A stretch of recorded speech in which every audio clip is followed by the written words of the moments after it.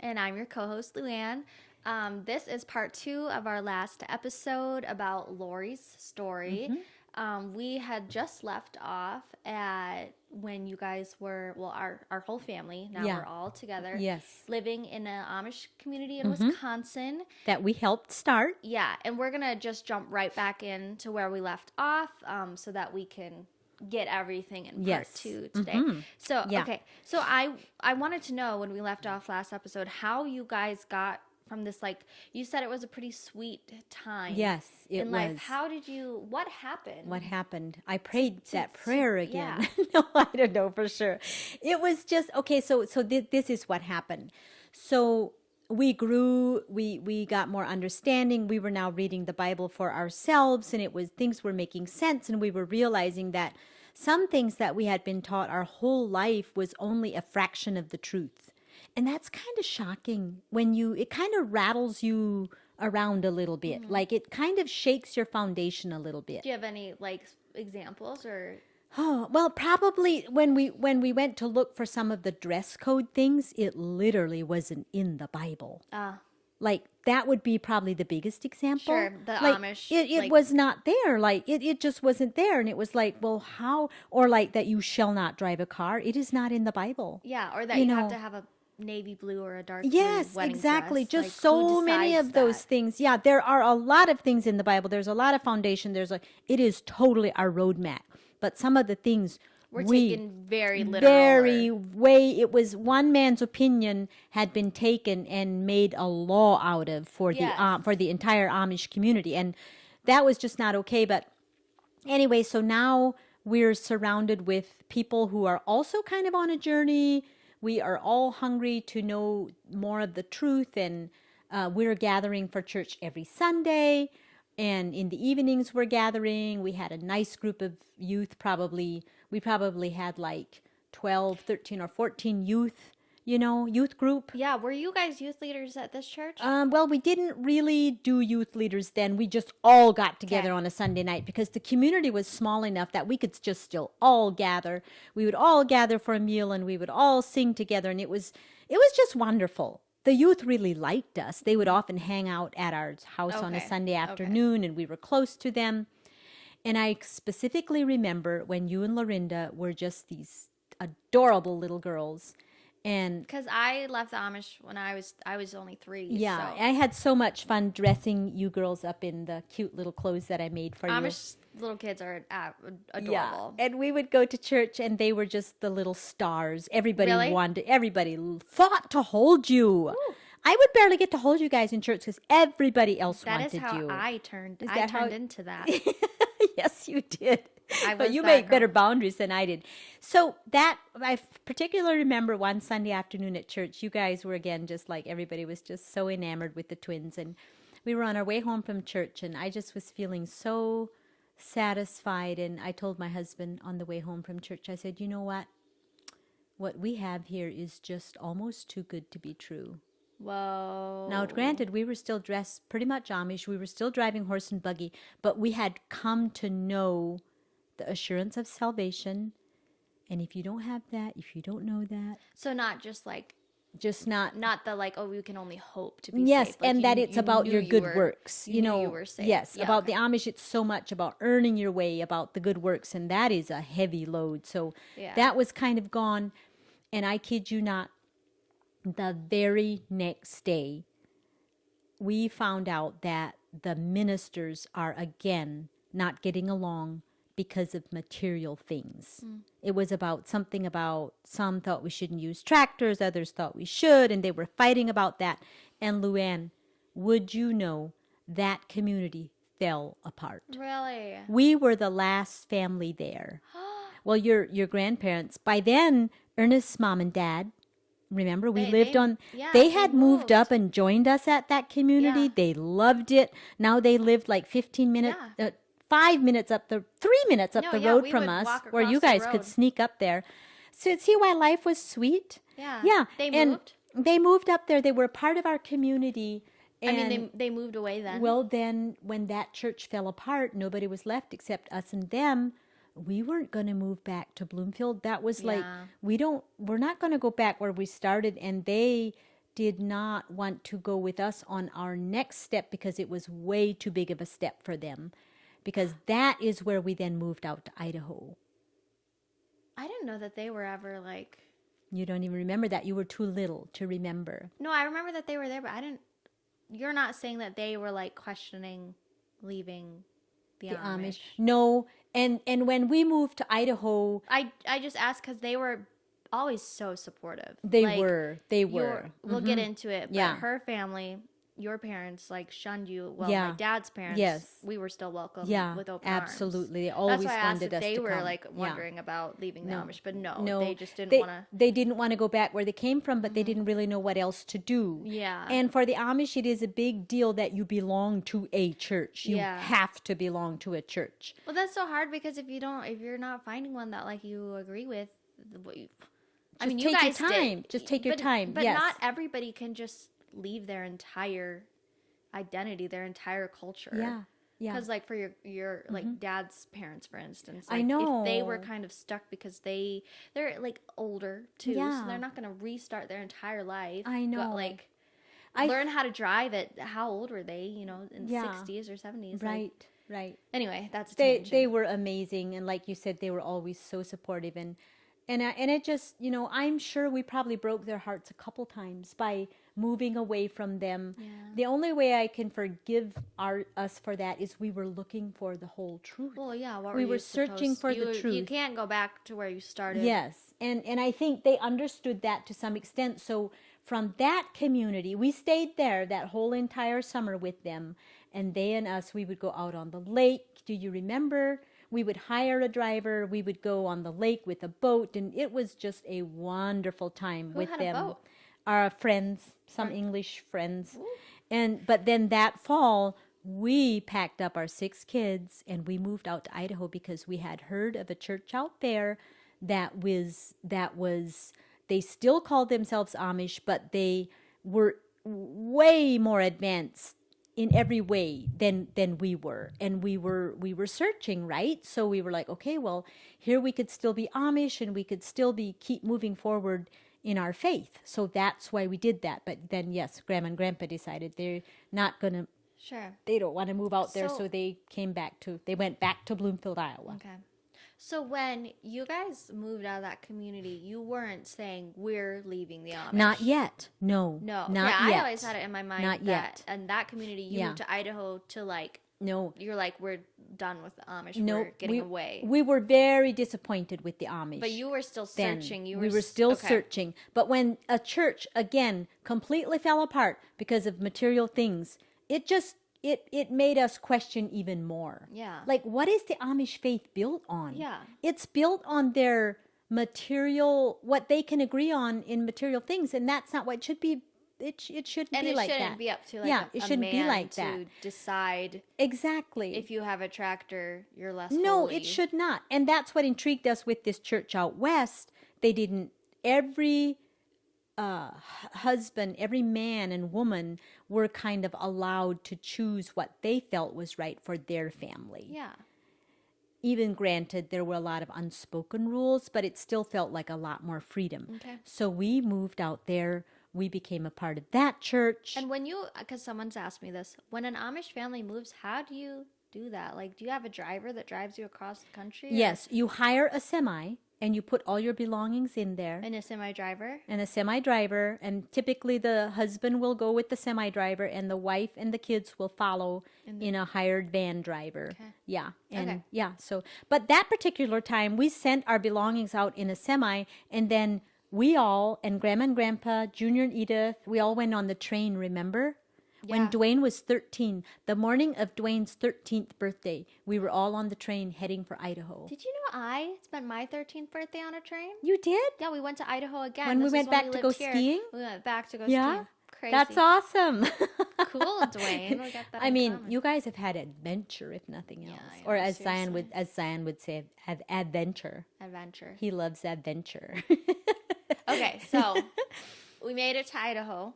Made it to Idaho. We bought a beautiful property there. Mm-hmm. Oh, we had the most gorgeous mountain range right off of Yeah. our back. The first thing we did was build a patio on the back.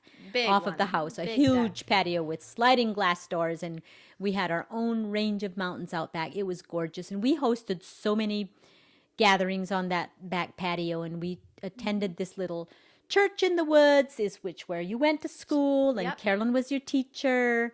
How were those school years for you?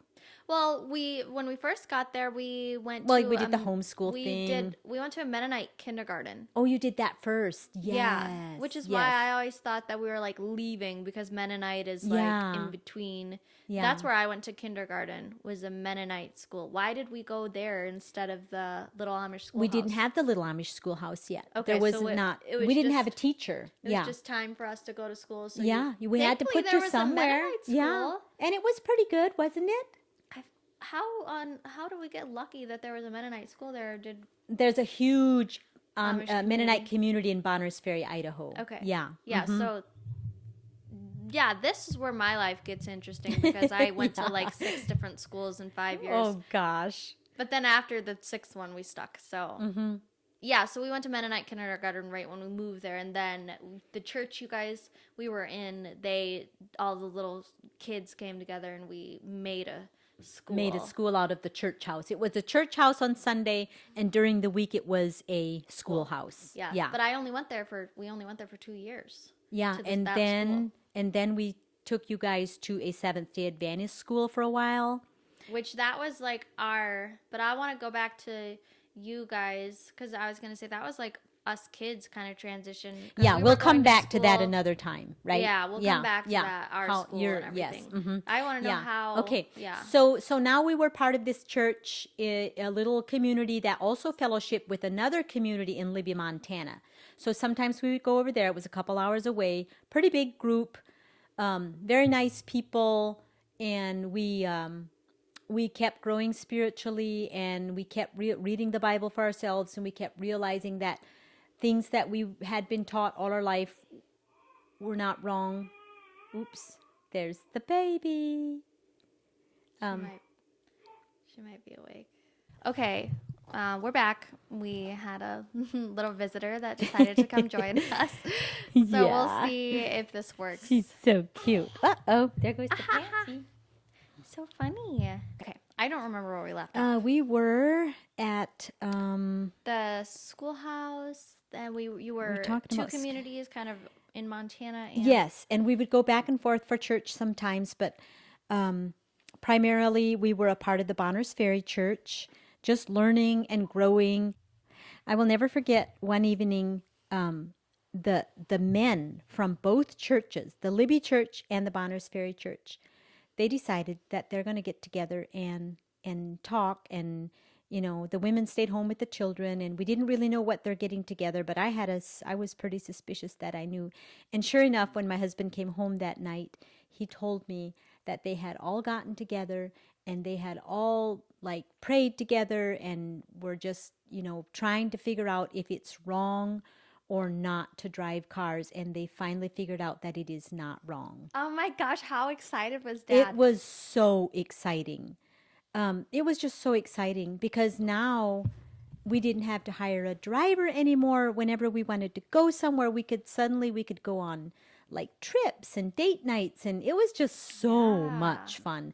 I clearly remember the first time that my husband and I, your dad and I, got to go celebrate our anniversary because we didn't have to hire a driver and have him sit there and wait for us. So we drove to Coeur d'Alene, Idaho to and that was Olive Gardens. That was kind of far from our house, but too. it was so much fun. Yeah. So just we took steps like that, gradually as we became convinced with all our heart and mind that between us and God, this is not wrong. Yeah. And all the while getting like serious pushback from our from especially my family.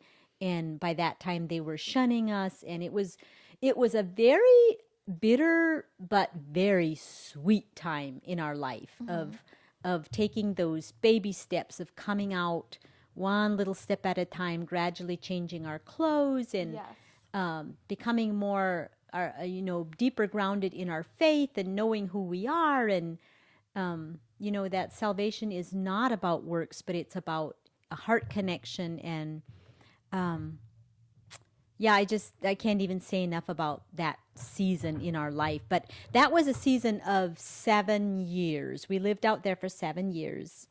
And that is where we largely became free of a lot of the traditions and the rules and the things that we had practiced our entire life up until then Yes.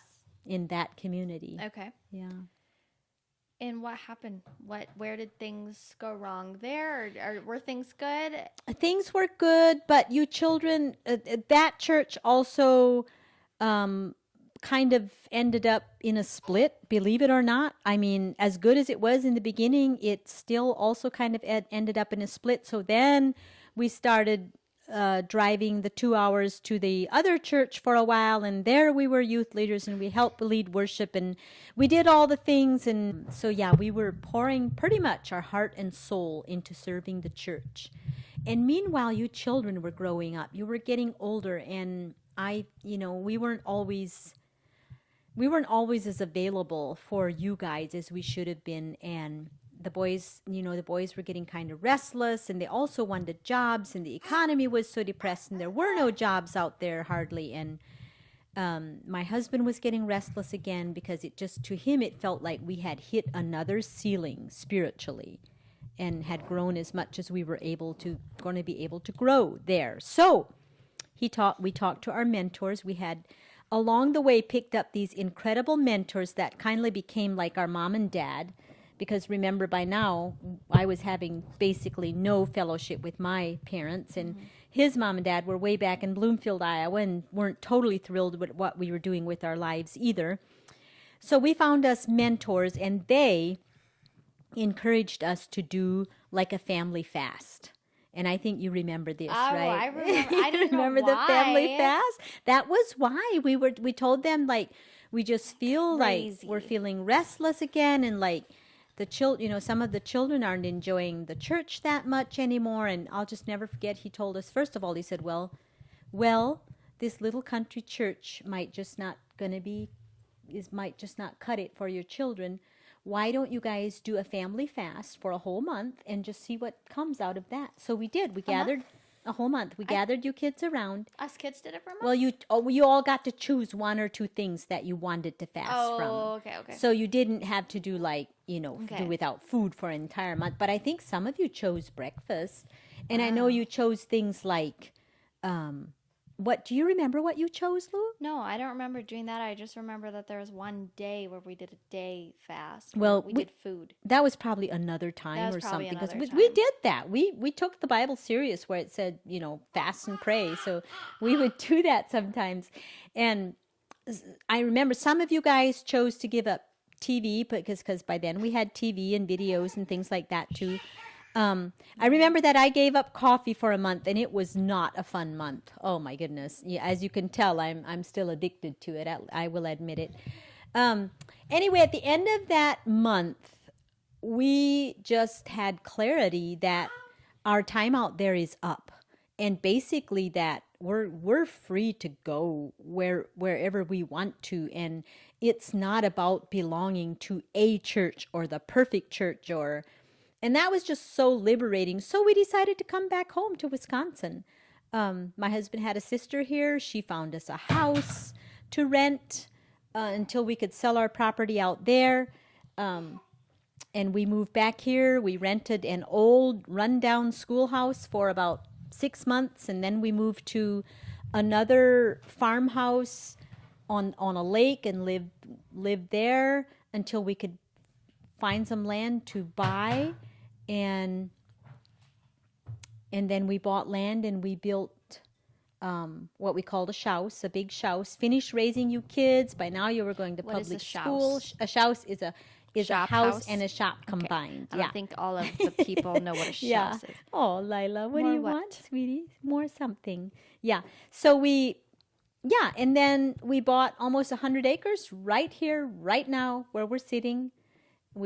We built that other house first, finished raising you kids, putting you through high school. So when would you say that we were what you would call English? Like, Well, when would I you say think that switch happened? okay. Or So it was gradual? it was gradual those 7 years when we lived in Idaho. But And as when you were saying, like everything, we started changing the way we dressed yeah, slowly. And like, yes, for instance, I remember like one day, we would constantly ask and see what we can do and what we can get away with. yeah. So I'd be like, can we say, oh my gosh? And I remember when the answer was no. And then we'd ask again, maybe a year later, can we say, oh my gosh? Well, I think so, so just like tiny changes Yeah. like that. Are you gonna let Lila say, "Oh my gosh"? Um, we'll see. You want to say it, Lila? She can She thinks that's hilarious. say, oh my gosh. Oh my gosh. Sometimes when I say that, Zion or Xander will say, "Grandma, you shouldn't say that word." Oh my gosh. Yeah, I love that though. Like I love Gosh that. isn't a bad word. No, not necessarily, but it's also not necessarily necessary. There's so many things that aren't necessarily necessary. I know. But what I was going to say, but when we moved back here after 7 years in Idaho was the first time that we were not affiliated with any Amish. Does that make sense? Like, Yeah. because in that church out west, even though we became free of the Amish ways, there were still Amish going to that church. It was a mixture of Amish, Mennonites, outsider, Englishers. It was just a mixture. And when we moved back here, it was not for a group of people. It was just, this is where my husband had had a thriving business before. And so we came back so he can kind of get that thing up and running. Sister, our aunt, And his lived sister here. was here. Yep. Shout out to Edith. She helped us find a place to live. We started going to their church, which was a completely non-denominational church. It was just amazing. It was wonderful. And also lonely again, because I had a lot of friends in that church. I really did. And a ladies group and all, so it was also, again, it was very bittersweet. It was not all easy. I cried a lot. I did. I cried a lot. I felt so lonely again sometimes, and I just didn't always like it, but now looking back, I can so clearly see what God was doing and where he wanted to bring us to. And I'm just, I look at my life now and I'm like, if I would have known then what I do now, I would have just always embraced the journey more willingly instead of being so scared and so stubborn and so afraid Because I'm sometimes. sure that was a crazy switch for you, going from, like, you've officially, there's no Amish people around you anymore. That nobody knows what it's like. Yeah.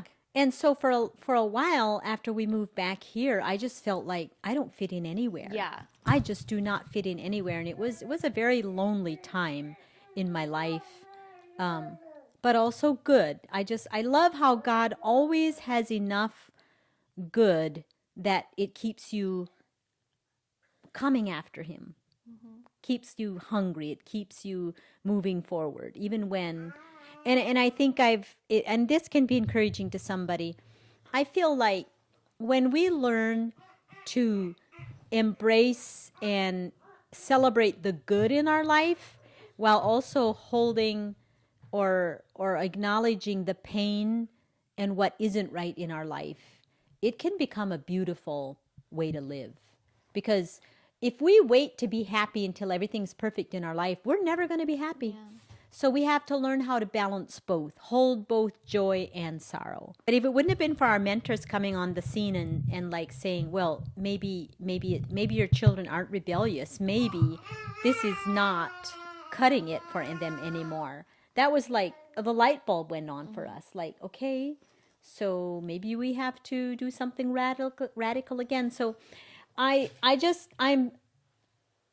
we moved from basically, we moved states multiple times to find freedom for us and our family. That's a wild journey. Yes, it was a wild journey, and it was a good journey, and it was worth all the struggle. It was worth every move. Do you regret any of it? Huh? Do you regret any of it? Well, I know my husband, I shouldn't speak for him, I guess, but I think he sometimes regrets that it took us so long. But I don't know if I can really say that, because I feel like we thoroughly enjoyed every phase. I just think God's grace, he knows what you can handle. And while my husband could have maybe handled that, to be here one day and not, and some, completely out the next day, I think God knew that I couldn't. And I'm so grateful that my husband never pushed me. He was so patient. He waited until I would have the revelation about something. He would have a revelation months before I did, but he waited until I had it personally. And I love that about him. I appreciate that so much. So, yeah, crazy, wild journey coming out of the Amish. Took 7, 8, 9, maybe 10 years. Yeah. Yeah. But here we are now, and I don't think any of us kids would change anything either. Yeah, because you kind of got to experience the best of both worlds too. You got to experience the Amish lifestyle, but then you got out just in the nick of time. Yeah, where we could still go experience to college, this make life, our own life, choose good partners, and So again, if you want to read more about that journey, bits and pieces, it is in my book, Joy in the Journey. And the reason I named my book that is because I think it's important that we find the joy in our journeys. We're all going to have sad days. We're all going to have days where we wonder if we're on the right track or on the right path. But if we can continually train ourselves to find the joy, to find what is right, because what we focus on becomes more of in our life, whether we focus on the negative or the positive. We get to choose, and whatever we focus on, that multiplies. So that's why I chose the name Joy in the Journey for my book, because I feel that is very important. Yeah, it's very appropriate. Find the joy, build on it. Well, awesome. I think we'll have to do the questions in another. Yeah, and maybe if we get more questions, we'll do an entire episode just entire based around Q&A. questions. Yeah, that would be great. Yeah. So maybe till next time, send us more questions, and we'll do like what do you call that? Like Q&A. Q&A. Yeah, I would love that. Yeah. That would be so much fun. I love questions. Well, sweetie pie, give me your passy. Then you can really talk to the people. Say hello. Say hello. Can you say bye-bye? Can you say bye to the people? Yeah, good job, sweetie. Yeah. Okay. Well, I think that wraps us up. If there's anything that we didn't cover and you're still curious about, you can comment it or leave it for our Q&A episode. Thank you for accommodating our little visitor. Sorry if you hear noises and screams and grunts in the background. This is real life, y'all. It's real life with a 1-year-old. And, absolutely. We don't. she was supposed to nap longer, but life happens. She had a pretty good one. Yeah, sweetie pie. As always, you guys can find us at Laurie Stories on Apple Podcasts, Spotify, YouTube, and Facebook, and at Laurie Stories Podcast on Instagram. That's where you guys can leave us any comments or questions or DM us anything that you might want us to talk about. And if you guys want to, really quick, it's super easy to leave us a review on Apple Podcast or Spotify. It's so simple, and it helps us out a ton. If anybody wants to do that and help us out, we would be so grateful. Or our YouTube channel as well. Like and subscribe, rate, like review. and subscribe, Yeah, review, please do. Just Please all do. The things as we're starting out still. Thank you so much. Yeah. And we'll link Mom's book, Yes. Journey, in the show notes. But I think that's everything we've got for you this month. So thank you for joining us. We appreciate it. We appreciate it so much. So we'll see you guys next month.